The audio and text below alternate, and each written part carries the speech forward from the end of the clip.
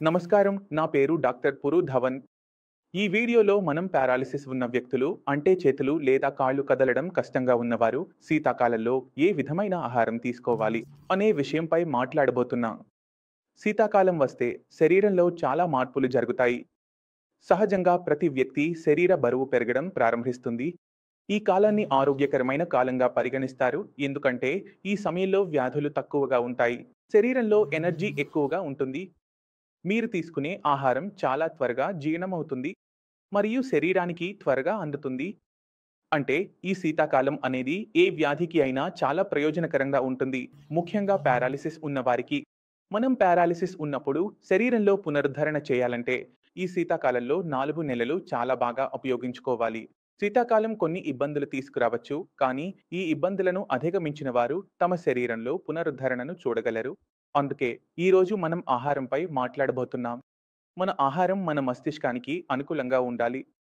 ఎందుకంటే పారాలిసిస్ వచ్చినప్పుడు మస్తిష్కంలో నరాలు పగిలిపోయాయి మరియు అవి సరిగా హీల్ కావడం లేదు. అందువల్ల మన చేతులు, కాళ్ళు సరిగ్గా పనిచేయడం లేదు. అందుకే మన ఆహారం ఎముకలు మరియు ముఖ్యంగా మస్తిష్కానికి అనుకూలంగా ఉండాలి. ఎందుకంటే మస్తిష్కం ఎక్కువగా అభివృద్ధి చెందాలి. అది న్యూరోప్లాస్టిసిటీ సహాయంతో మరింత మెరుగుపడాలి. తద్వారా మన చేతులు, కాళ్లలో శక్తి వస్తుంది. కాబట్టి మన ఆహారంలో మనం ఏమి గమనించాలి అంటే ఈ సమయంలో మీ ఆహారంలో డ్రై ఫ్రూట్స్ను తప్పనిసరిగా చేర్చాలి. మీరు బాదం, అఖరోట్స్ తీసుకోవచ్చు లేదా బిగో తీసుకోవచ్చు, కానీ రోజుకు కనీసం 56 గింజలు తీసుకోవాలి.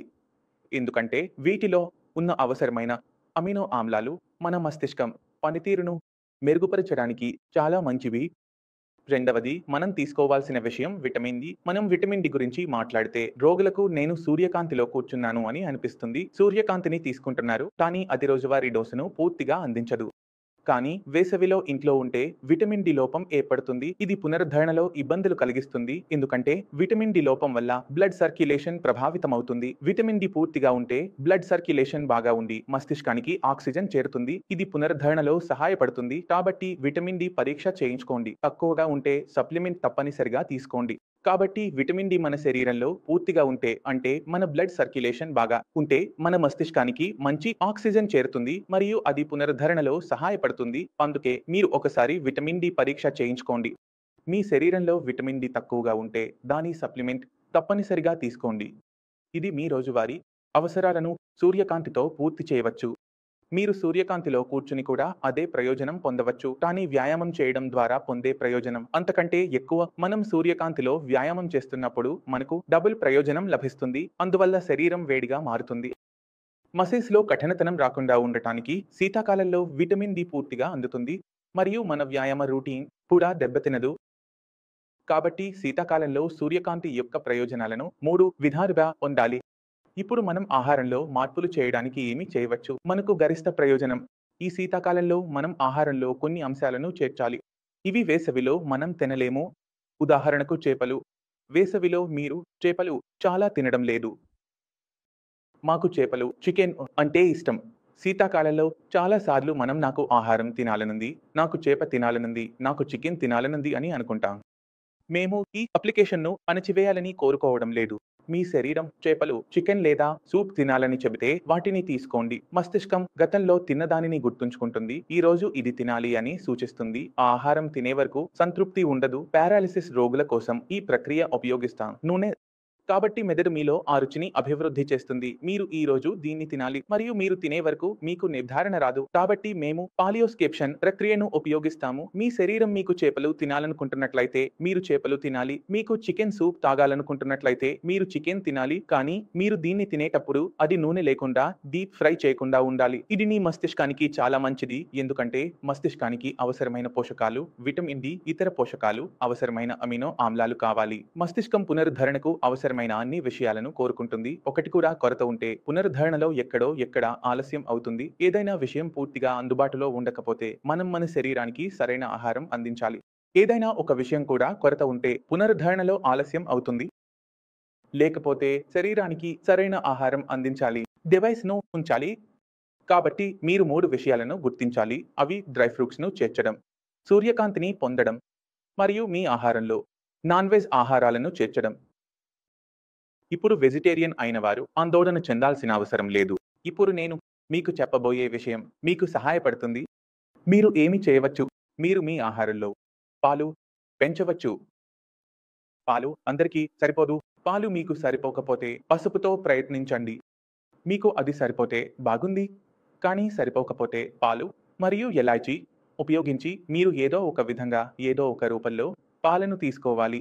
ఎందుకంటే పాలు సంపూర్ణ ఆహారంగా పరిగణించబడుతుంది.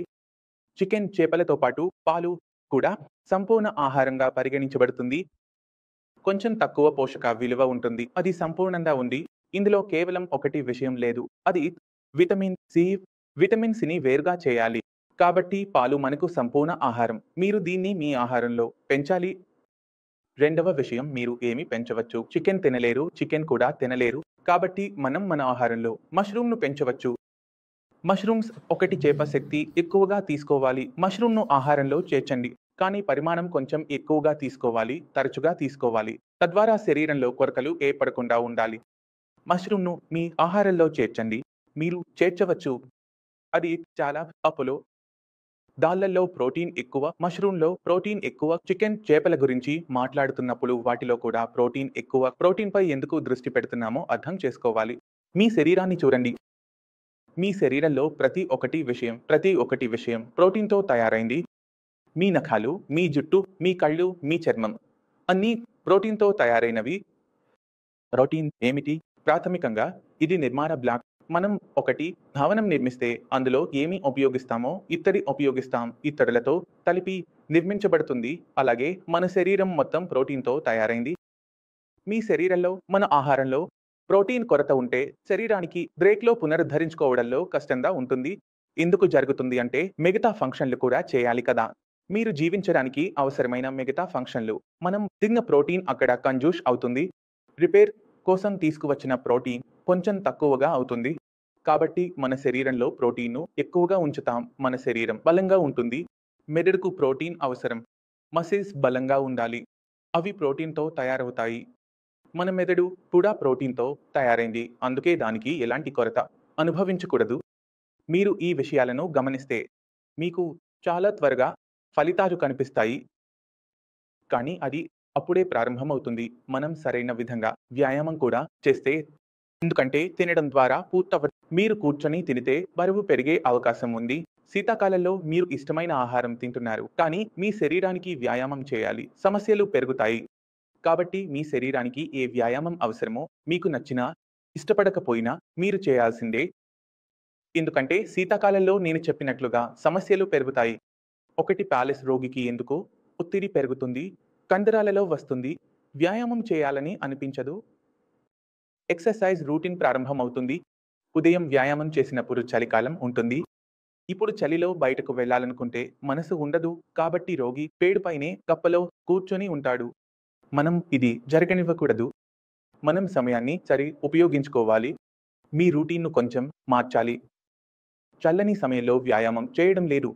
ఎలా అంటే 11, 12 గంటలకు సూర్యకాంతి వస్తుంది. 11, 12 గంటల నుండి 4 గంటల వరకు సూర్యకాంతి ఉంటుంది.